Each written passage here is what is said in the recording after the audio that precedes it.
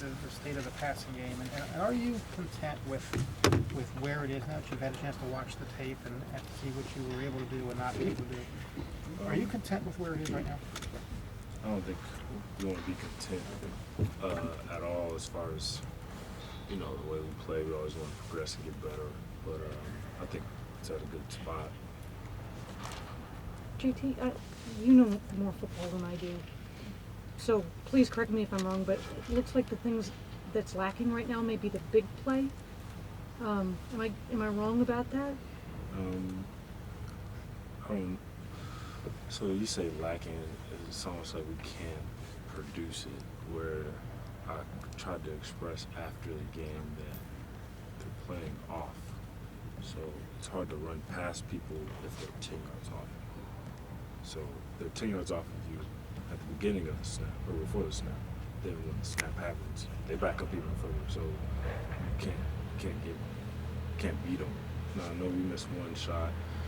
I missed it to James on the third down as far as the ball placement. But that's the thing that's happening this year is like it's not like they're packing the box like they did last year with Zeke and they was like make us throw it.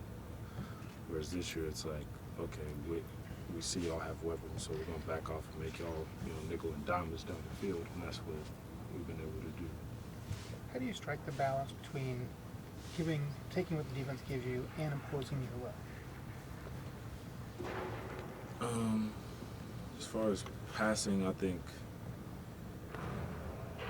that when it comes to passing, it comes to a point where you don't want to force things. There's times when we force things, but a lot of times when we, let's play action pass 1st and 10, there's no need to force anything. It's 1st and 10, you can check it down and let our playmakers go make plays and break tackles and make them tackle us.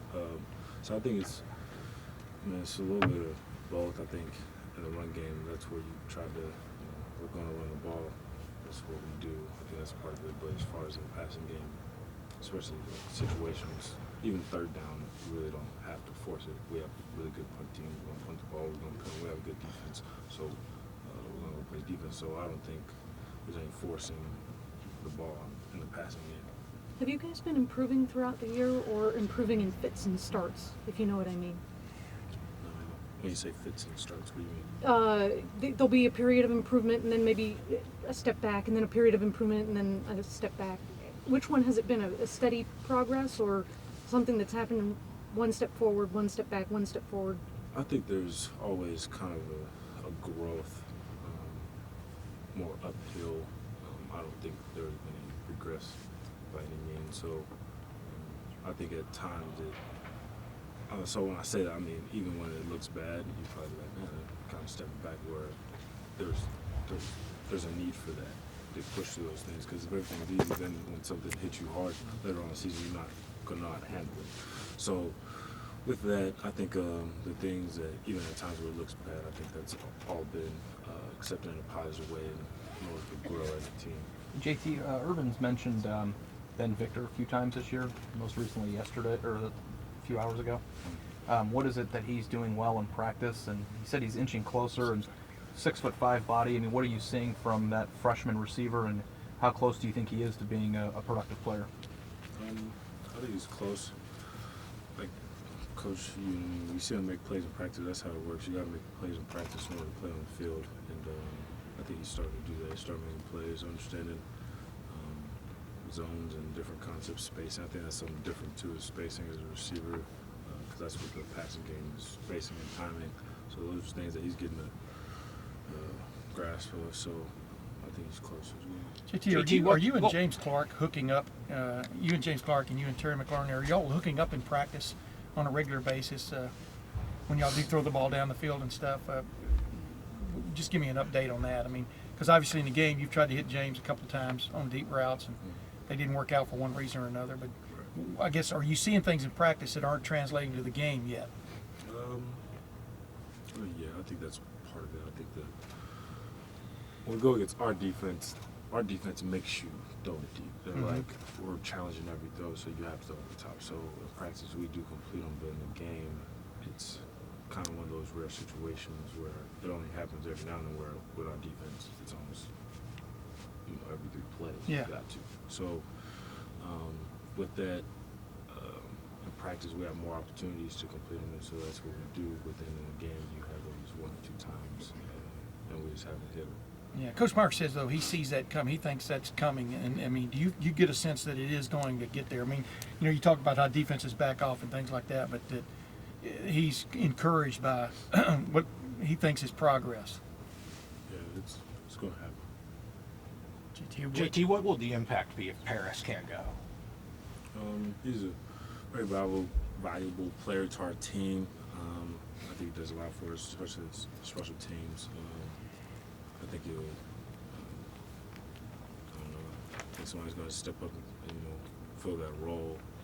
But he's definitely a valuable player to our team. First college football playoff ranking comes out. JT, do you look at it? Do you care? Is it a conversation starter? How do you deal with it here this first week?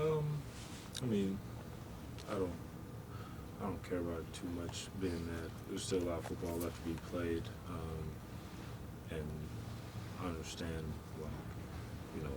last year we were in it, and then we lose a game in November, and then we're not in it. Year before that, we weren't in it. We won a couple games. At the end of the year, we are in it. So it all depends. So that's the thing. We're not playing the playoffs, this Saturday. So it's not that much to me. So you keep mentioning that teams are playing off with you guys. Is there a way to beat that, or do you guys have to do what you're doing and take the underneath stuff and move the ball that way? I think you could create, some double moves, so they could bite on one move and then hit them with another move. That could be something. But other than that, I think you just take what they give you, not force things, and there's not. We like scoring fast and things like that, but there's not a problem of a 10-play drive either where it ends in touchdown. So as long as we're scoring, we don't have a problem. I know you take what they give you. Marcus Ball especially seems to have become a much more of a target the last several weeks. What is sort of behind that in your mind, and how much has he improved over the last couple of weeks? I think with him, I think it's more of the routes he's given us kind of first read type of routes, and I've been taking the first read, and they have to, stop the first pass in order for me to get to the second progression. So I think that's a lot of times they're leaving him open, and I just giving it down and letting him do his thing. So he's definitely progressing in that aspect, but oftentimes I think he's more the first read or the check down and checking it down because they don't sack him off. Yeah, you found him Saturday on I think it was a third read. I mean, over on the sideline and stuff, and then he made something happen with it. Is that what he brings to the table? If in fact he gets the ball, that he can. Yeah, so that's Obviously, Penn State. Go ahead. Right. So that's the things that I talk about is that they still have to tackle. So we throw it short, and then a 5-yard pass is completed ends up being a 20-yard game because we break tackles and we run. So I don't see a problem with that by any means. So that's something that Marcus does, and other players that we have, they're all able to do that. You guys have played your road games at Oklahoma and Wisconsin and Penn State at night. Now you get one of these night games in the stadium. How much do you look forward to that, A, and B, what is that atmosphere like? Because you only get a couple a year usually. I think it's going to be good for Buckeye Nation. I think, they're probably tired of us, going on the road, primetime games, and they won one at home. And so now we have one, and a great team coming in Nebraska. So I think it's going to be an exciting atmosphere, and it's going to be good for our fans. Their quarterback, Tommy Armstrong, is very different in style. He's more of a guy who's slinging around. He's had a lot of interceptions in his career. You haven't, especially this year, 4 interceptions, I think. How important is that? Is that I don't say the number one thing, but how much of a priority is making sure that you don't put yourself in a position to throw picks? Yeah, I think it's something that you just don't want to put our defense in bad field position, and then also too when things are going well offensively, you don't have to force things. I think early on in the year I probably got caught with that we were sort of lagging on offense and I tried to make a play by forcing the ball, which ended up in an interception, which we don't need. So I think it's more a field position, if anything. Make sure that we always are ahead on the field position battle, and I think we're not turning the ball over. We hope that. You've seen some video of Nebraska so far, haven't you? You've seen a little bit? You haven't seen any? Yeah, a little You've seen bit. No, does number 25 jump out at you? Their safety. I mean, he made a couple plays Saturday, and just when I bring him up, Nate Jerry, I think is his name. What comes to mind? Good football player. I think he's smart. I think he's fast and processes things on the fly very well. As a safety, I think it's something you have to do. So he's going to be somebody that is going to be probably watching me. So I got to control him, my eyes and things like that. But he's a good ball player. Urban Meyer has talked so much about enjoying wins since Saturday. It makes me wonder if he has to stress that for a reason. Are you guys not enjoying yourselves? Well, I think it's kind of rough. It's almost like last year. Last year we were winning games, but it was almost we came and talked to y'all, and it was like we lost. Y'all remember that? Yep.